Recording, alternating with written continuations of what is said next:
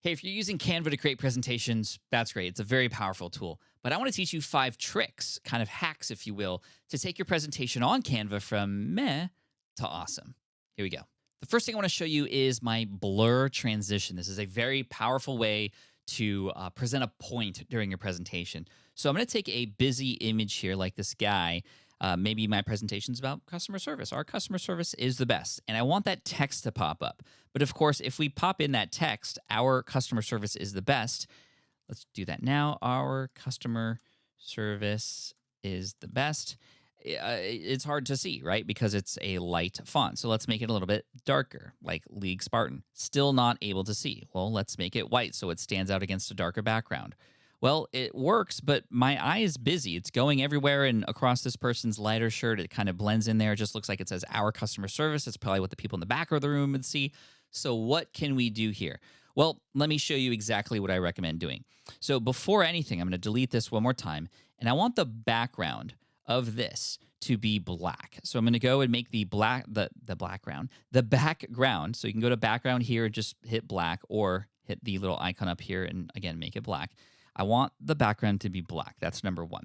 So now I'm going to bring that person back, and I want to duplicate this page because I want to lead into the page with the text on it. So typically when I'm presenting, I share a picture and then I add text on top of it. And to make that text powerfully show up, this is what I do.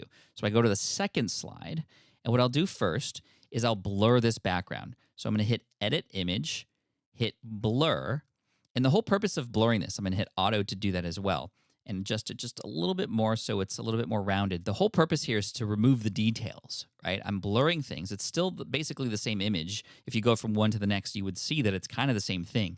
But now the details are gone, which now allows me to bring text in. Let's add a text box. Our customer service is the best. And I'm going to make this a bolder font, like League Spartan, and probably make it a little bit bigger. Let's go maybe 55. Still hard to see, which is exactly why we made the background dark, because now if I click on this image and hit this transparency icon up here, I'm going to bring the transparency down and look at what happens to the text. It really begins to stand out. 50% usually works pretty well. So now if I add a transition between this slide and this slide, it will blur it and the text will come out and just pop on the screen. So I'm going to hit these 3 dots right here, hit Add Transition, and I like to typically dissolve this. You could even see a preview of that. Check that out. Oh, that's just beautiful. And I like the duration to be just a little bit shorter, 0.3 seconds. Let's go full screen, present, and see what that's like. Our customer service is the best. You see that? I use this all the time. I even do this in reverse order sometimes, right? So maybe I switch these around, and I might go in reverse order. I might go from text or some blurred image to then reveal something, right? Maybe I'm revealing a point in the story or showing a map that I was talking about the whole time, whatever it might be, right? There are use cases for that as well. So let's present from here. It's blurred, revealed. This is Jack. He's our best customer service person. Like that might be the way to go about it. Our customer service is the best.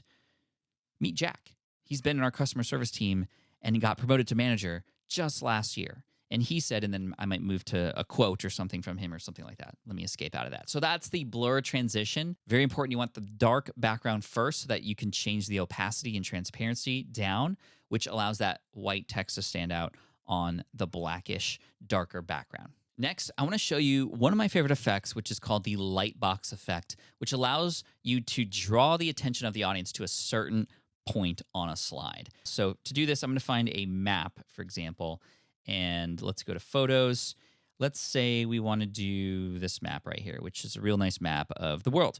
But I want to hone in on, let's say, Africa, for example, and I will really want to point people to that. Now, there's a couple ways to do that. Obviously, I could go here and have like an arrow and draw attention with a graphical arrow, right, like that, and just go Africa. There's Africa right there, and I can go from one slide to the next so that it really just hones in on that, right? So here's the before slide, and then after. The world is huge, but for right now, we're going to be talking about Africa, right? But how might we do this even better and with a little bit more sort of finesse? My favorite way to do this would be to do the Lightbox Effect. So let me show you. The first slide, we're going to remain the same, right? And we'll dissolve into this one in a minute. But again, I want to focus on Africa. All right, first I have to detach this from the background so I could work with it. So I'm going to detach image from background. And now I want 2 copies of them, right? 2 copies of them. So I'm going to hit Command Copy or C, and then Command or Copy V. Now you can see there's 2 images. I'm going to overlay them right on top of each other, right? Now what I'm going to do is I'm going to drag and drop this over both of them and then begin to resize them. So again, they're the same position as they were on the previous slide. So now I have 2 images, right? 2 images right on top of each other, as you can see. Now what I'm going to do is I'm going to double click on this top image, and that'll bring the crop window. And I can now bring this over to where Africa is, because that's the point that I'm trying to make here. I want to really hone in on Africa. So now if I click out of that, there's still 2 images. There's the Africa image here. As you can see, I now have it, and it's in its exact place where it should be. Now what I'm going to do is I'm going to, and again, I need to make sure the background is black. Now I'm going to click on this larger image, right? The Africa image is still there. The larger image, I'm going to bring the transparency down. And look at that. Look at how Africa just pops out. So satisfying to see it done in this way, right? And I like to bring it down to maybe 10 to 20 just to darken everything else. And this brings the user's attention to that area of the slide. Again, I have 2, and I've cropped the one in the front. Keep that the same color. Everything else darkens out. And so now if I do a dissolve transition, watch this on the preview. Yo. This is so cool. And this transition, the Lightbox transition, I like to make it a little longer because it's definitely like turning the lights off on everything but the thing you want people to pay attention to, right? So let's actually go to present now that it's a second long transition. So the world is vast and large, but today we're going to be talking about Africa. Next up, I want to teach you about the timeline. A timeline is something that you can include in your presentation as a way to have your audience know where you're at in the presentation. They know where they're going to end up, but you know where you are now, and this way people never get lost. This that you're looking at right now is the timeline of a presentation that I recently gave at a business event online, and it was about launching a community. So I wanted to share with people the different stages of launching a community, which is exactly the stages of the presentation I was giving. So I found a timeline, this timeline right here, and I found this by simply going into Elements and saying Timeline. And now there's all these different existing timelines that you could choose from, right? I can choose this one, and I can make it white to show you a little bit better, right? And now I can have a timeline. I was born in 1982, and then this is when I broke my arm, and this is when I learned to play the trumpet, and this is when my girlfriend dumped me in high school. All that kind of stuff you can include here if you want. I'm going to delete that, right? And it's cool because these timelines allow you to build your presentation off of. So if I present this to you, let's present this. So this is our workshop plan today. This is at the beginning of the presentation or near the beginning after an introduction. So first, we're going to talk about idea and validation, how to make sure that the community you're building is one worth building. Then we're going to go into the setup. Next up, phase 1, phase 2, the launch of your community, and then post-launch, right? What's really amazing about this is, again, it paints a picture of the roadmap that you're about to bring people on. But more than that, you can continue to bring this back during the presentation. For example, when I start the validation and idea sequence, I pull that part of the timeline out. I just blew it up and I cropped out the rest of it. See, if I double click on this, here's the whole rest of the timeline. I just cropped it so that you only see this, and this arrow is just a separate arrow that's a font from somewhere, right? And then I bring that timeline back and say, okay, now that we talked about idea and validation, actually, let me just present this to you to show you how it's done. Now that we talked about idea and validation, now we're going to talk about the setup. And your setup is this. Keep it simple. Da-da-da-da. Did you see what happened there? Look at that animation. So I pulled from this timeline the setup, and now it went to the top. Literally the same thing, just the same text down there just blew up and went to the top. How did I do that? Well, that's the next tip and trick here. This is using the match and move feature. It's actually a transition. So if I go to the 3 dots on the previous slide, you're going to see the transition as match and move. This is beta. This allows you to take an element from your image or your slide, and if it's existing in the next slide, it will figure out a way and calculate how to move there. It'll scale things up. It might even rotate them. Actually, I don't even know if that's true. Let's rotate this and just see what happens. Let's go upside down and let's see if that actually works. I'm just actually really curious. It does. Look at that. It like flipped. However that same element is, it'll find it and it'll go there in that period of time that you set and scale up and be there for you, which is really cool, especially if you're using the timeline feature. But you can use it for other things as well. Let's say that the next slide, I want to move that. Let's duplicate it and let's move setup just to the bottom right-hand corner here and just make sure that move and match is on, add transition. There we go. So now you'll see when I present that setup's going to go to the top. And then now, because we set up that match and move, it's going to go to the bottom. It scales up, scales down. Really, really cool how that works. And then as I come out of this, you'll see that it goes back to the timeline again because I bring the timeline back, right? And just to ensure you have the right pieces, for example, if I just took, if I duplicated this page that you're looking at right now, and I took this part of the timeline, actually, let's call it this part, and just blew it up. I'm just kind of making this random, right? I'm just going to make it huge like that, like that. Let's just see what happens. I think that transition is not on yet, so we're going to do match and move. See how that just scaled up? So there's a lot of fun things that you can do with the match and move feature to scale things up, move things around, and have those quick transitions be really smooth between certain things. Again, especially if you're using a timeline to help build a roadmap for where people are at in the presentation. Next, I need to talk about notes. Notes are a great way to help you sort of understand and remember what to say at certain moments of your presentation. But you can use them as a crutch, and that can hold you back, meaning I've seen people who've literally written every single word that they need to say on there, and then I see them like on a Zoom call, but they're not looking at the camera, they're looking at the notes, and it just does not look professional.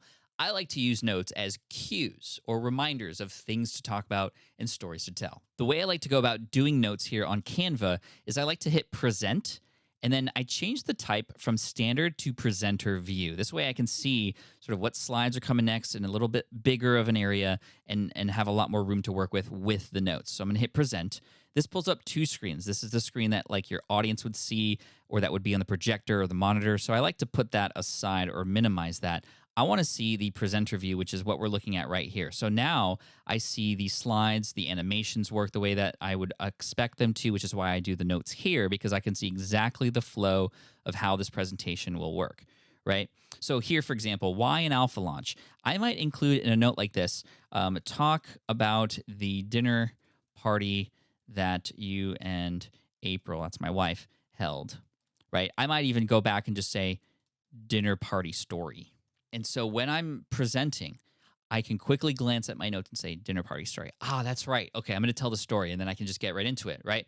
I don't need to write at 5 p.m. people started coming in when they weren't supposed to, or in the case of this alpha launch, an alpha launch is sort of like a private invite to your community with special people in your community that make them feel great, and it allows for just more room for error and people to expect that it doesn't have to be perfect. Anyway, so I could tell the dinner party story of when we had a dinner party at our brand new house, but we hadn't yet fully moved in, but we wanted to meet our friends who were in town. And it was like, you know what? They're our friends. They don't care that the house is messy and that not everything is set up yet. We just want to have a good time and treat them well, right? So I tell that story, and I'm just reminded to tell that story here. And what I can do is through the entire presentation, go through and just kind of make sure things are the way they're supposed to be. Right? If not, especially at this stage where you're fine tuning, you're adding notes and kind of maybe I'm adding a quote here and there that's maybe hard for me to remember. I might put a quote in here from whoever that relates to the thing. Adding quotes always make you feel like you're a little bit smarter and people pay attention to that. If I find that there's something in the slides that's just not working or not quite right, what I'll often do is kind of exit out of this and leave a comment, right? Maybe I noticed transition out of this slide was wrong. And I don't try to fix it yet, right?